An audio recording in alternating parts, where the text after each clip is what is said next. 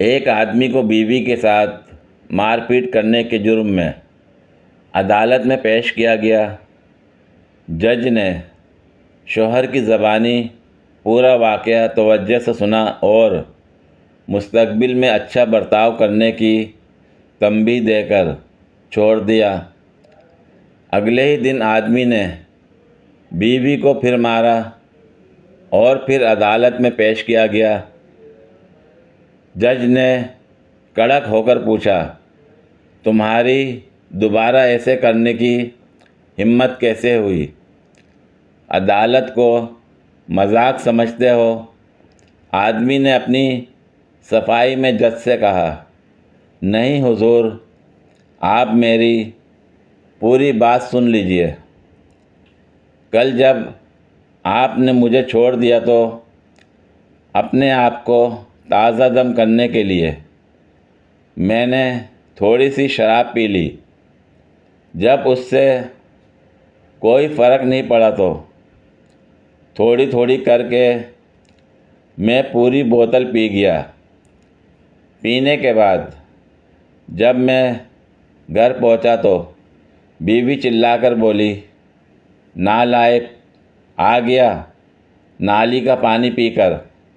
حضور، میں نے خاموشی سے سن کر اور کچھ نہیں کہا۔ تھوڑی دیر بعد پھر وہ بولی، کم بخت، کچھ کام دھندہ بھی کیا کر، یا صرف پیسے برباد کرنے کا ہی ٹھیکہ لے رکھا ہے؟ حضور، میں نے پھر بھی کچھ نہیں کہا اور سونے کے لیے اپنے کمرے میں جانے لگا۔ وہ پیچھے سے پھر چلائی، اگر اس نکمے جج میں تھوڑی سی بھی عقل ہوتی تو آج جیل میں ہوتا۔ بس حضور، عدالت کی توہین مجھ سے برداشت نہیں ہوئی اور پھر کمرہ عدالت تالیوں سے گونج اٹھا۔ جج نے اٹھ کر اسے گلے لگایا اور بولا، بس کر پگلے، رلائے گا کیا؟ کیس خارج، شوہر باعزت بری۔ شادی شدہ حضرات کے بلا وجہ ذلیل ہونے پر تحقیق۔ بچپن میں گھر والے ہمیں ڈوگی کے نام سے بہت ڈراتے ہیں۔ مثلاً، جلدی سو جاؤ ورنہ ڈوگی آ جائے گا، ٹنڈے کھا لو ورنہ ڈوگی آ جائے گا، دودھ پی لو ورنہ ڈوگی آ جائے گا۔ اور پھر ہم 7-8 سال کے ہوتے ہیں اور ایک دن گلی میں ایک عجیب و غریب مخلوق سے سامنا ہوتا ہے۔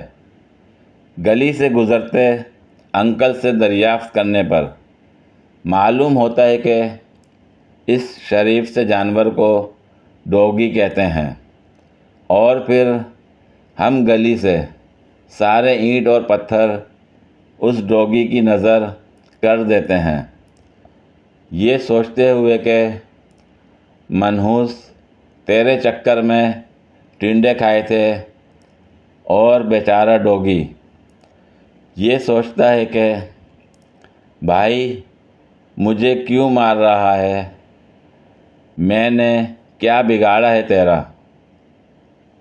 Second part. ہمارے معاشرے میں لڑکوں سے صرف ایک ہی امید کی جاتی ہے کہ وہ کسی طرح پیدا ہو جائے۔ بس جب لڑکی کی ساری زندگی ایک مسلسل عذاب میں گزرتی ہے، اچھے سے پڑھائی کرو، پتہ نہیں کیسا لڑکا ملے، کہاں شادی ہو، اچھا کھانا بنانا آتا ہو، پتہ نہیں کیسا لڑکا ملے، کہاں شادی ہو، سلائی کڑھائی اچھے سے آتی ہو، اخلاق اچھا ہو، بات کرنے کا سلیقہ ہونا چاہیے، غرض کہ دنیا کے سارے مشکل کام کرنے کے بعد جب اس کی شادی ہوتی ہے تو بس پھر وہ لیتی ہے انتقام۔ وہی سوچ کر جو اوپر ہم نے ڈوگی کے متعلق سوچا تھا۔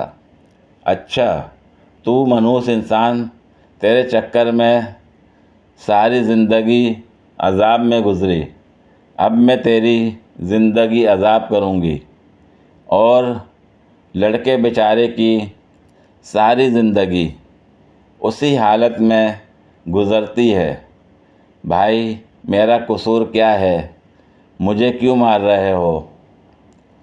امید ہے شادی شدہ حضرات کو اپنی بلا وجہ ہونے والی تواضع کی اصل وجہ سمجھ آ گئی ہوگی۔ وہ پوچھنا یہ تھا کہ یہ جو عشق کی آگ ہوتی ہے، اس پہ چائے بن جاتی ہے، گیس نہیں آ رہی۔ پہلے میرا کام کرنے کو دل نہیں کرتا تھا، پھر میں نے محنتی لوگوں کے ساتھ بیٹھنا شروع کیا، اب ان کا بھی دل نہیں کرتا۔ ٹیچر شاگرد سے اینک کی تعریف کریں۔ شاگرد: اینک اسے کہتے ہیں کہ جو ہمارے ناک پر بیٹھ کر کانوں کو پکڑ لیتی ہے، اسے اینک کہتے ہیں۔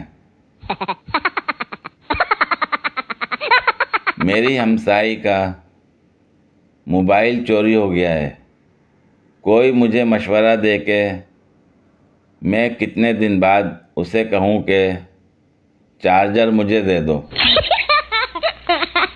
پوری ویڈیو دیکھنے کے لیے شکریہ۔